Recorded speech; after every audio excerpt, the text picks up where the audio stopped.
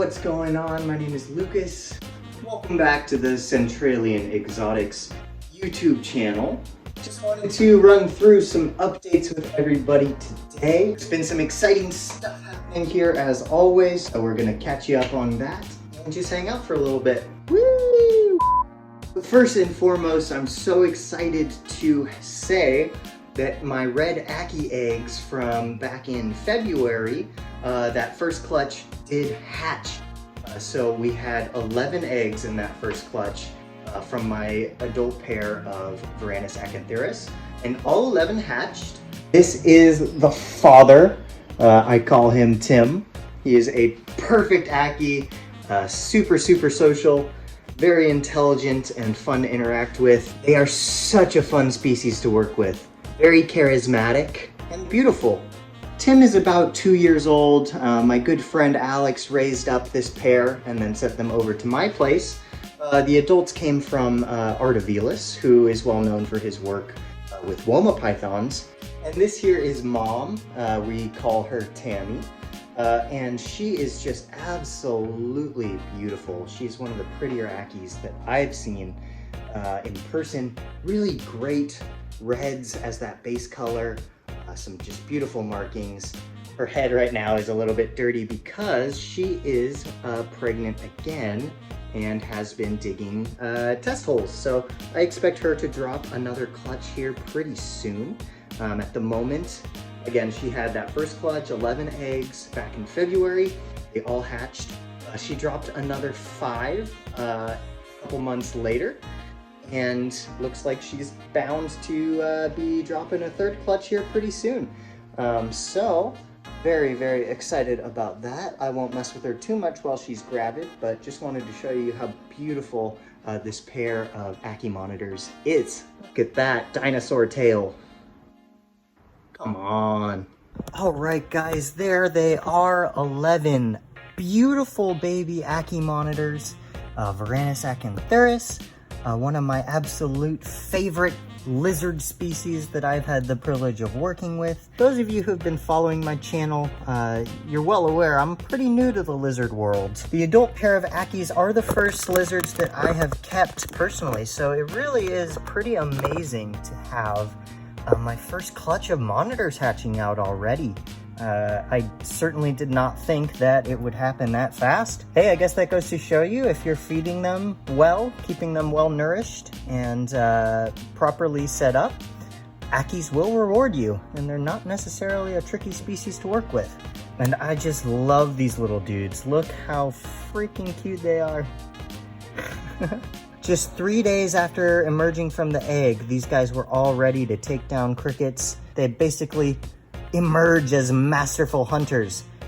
So I'm gonna go ahead and cue the compilation of baby Ackie hunting right now. Let the games begin.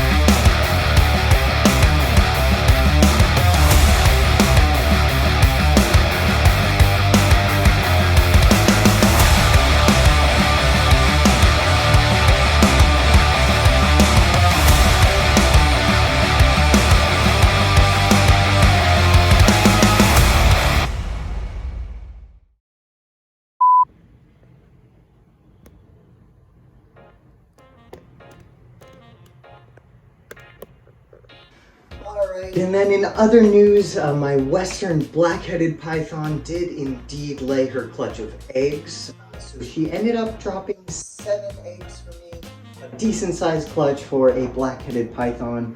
And at first, all of those eggs did look good.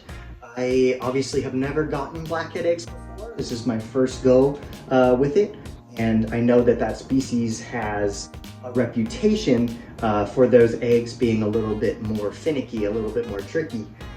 So I was sure to look at them when they were laid, and I saw that they had great healthy vasculature, good veins, everything looked good.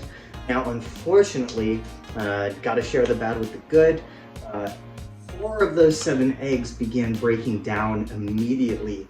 As soon as I checked on those eggs on the morning of day 1, there was little windows starting to form in the shell itself, and some of those eggs were actually bleeding moisture out of the egg, which was interesting to see. It really did look quite a bit like water droplets had fallen on the egg, but I was sure that my egg box was very dry. There was no condensation. There was no way that the water came from outside onto the egg.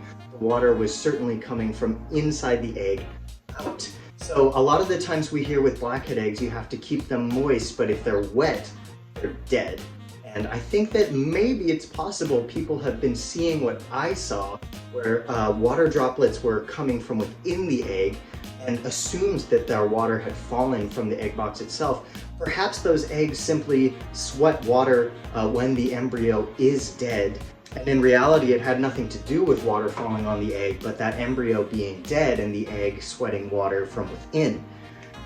So that being said, guys, 4 of my Western blackhead eggs have continued to decay. They've begun turning blue and yellow. I believe it's Pseudomonas bacteria, and they are starting to stink. So I removed those clearly dead eggs from the group. There are 2 eggs that are still looking pristine at this point. And then I have 1 egg that is not sweating. It has no discoloration window forming, but I am a little iffy on it because it has a little bit of color leaking over perhaps from the other eggs growing bacteria. So, you know, unfortunately, it doesn't look like blackheads are gonna be very successful this year. I am crossing my fingers and hoping that, that the 2 good-looking eggs do go the distance. But I suppose that's just the way it goes. That is snake breeding. There's a reason that the species is rather rare and more on the expensive side. I'm trying to stay positive and gain as much knowledge as I can and apply that to doing better next year. So keep crossing fingers for the 2 good-looking eggs, and hopefully at least 1 or 2 Western blackheads will enter the world here this year. Here is Bailey. Of course, Bailey is the Western blackhead mother that laid the clutch for me this year. She's doing really well. She's bouncing back from producing and laying that clutch very well. She's had a few meals already, and she's starting to get her body condition back. But she's a little extra hungry right now, and she is trying to eat me. So gotta keep on your toes with blackheads. We're gonna put her back.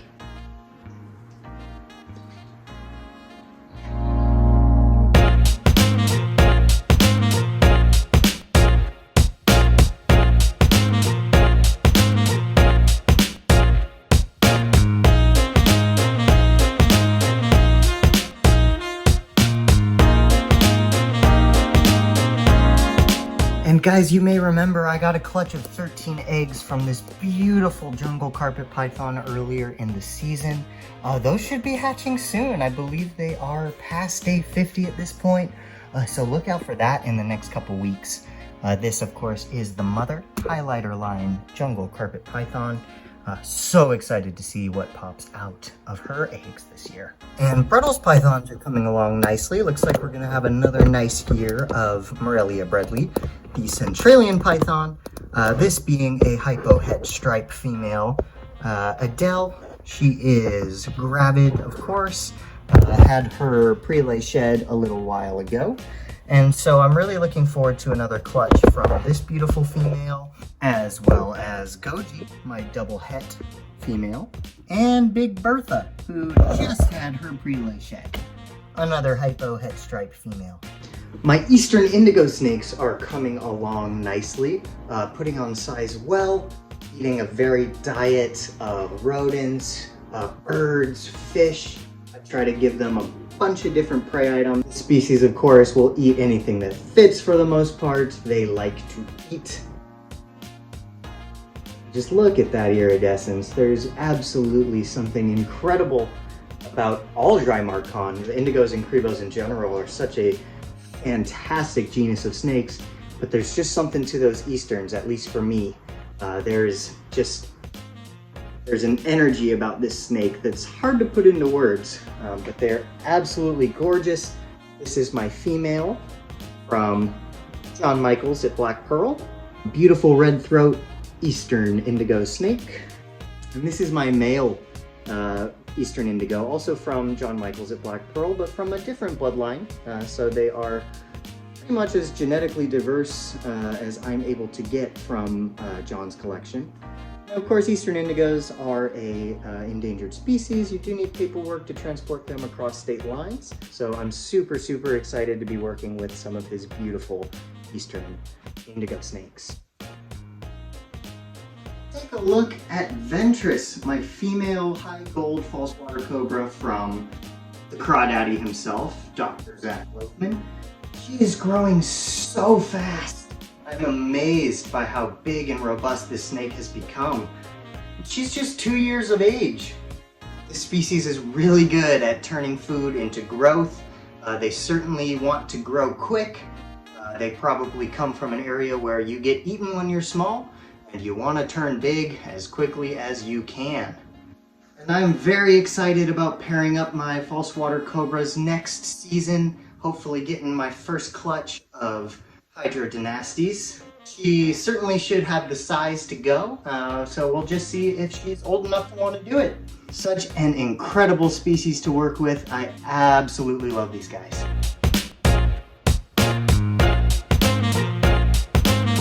Alright you guys, just a shorter one today. Thank you so much for joining me. If you are not already, please do subscribe to this channel. Follow me on Instagram at Centralian Exotics. And stay tuned for all of the updates this breeding season. We'll talk to you again very soon. Bye!